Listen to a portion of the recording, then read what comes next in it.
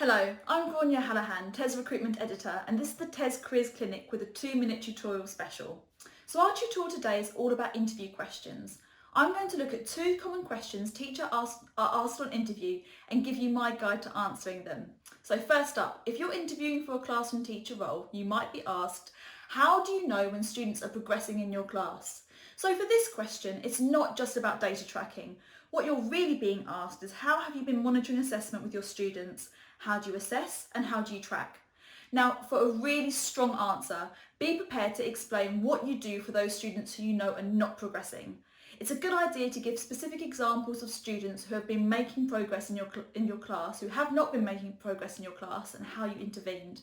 And don't be afraid to include times when your tracking or interventions haven't worked, as this gives you a chance to explain how you've adapted your practice. You want to be able to show that you can reflect, adapt and improve. So to recap, your answer must cover both what you do and what you do when you see things going wrong.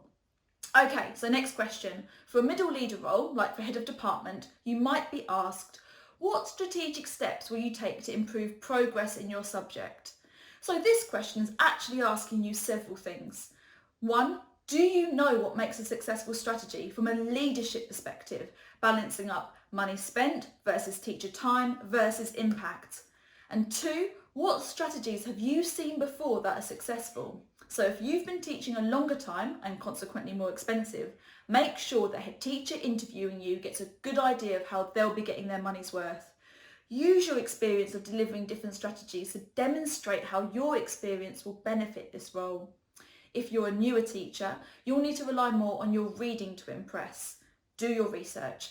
Doug Lemov and Daisy Christodoulou are good ones to start with, and show the interviewer that you understand what different interventions there are out there. Okay, that's our tutorial for today. Join us next time and good luck with your job hunting.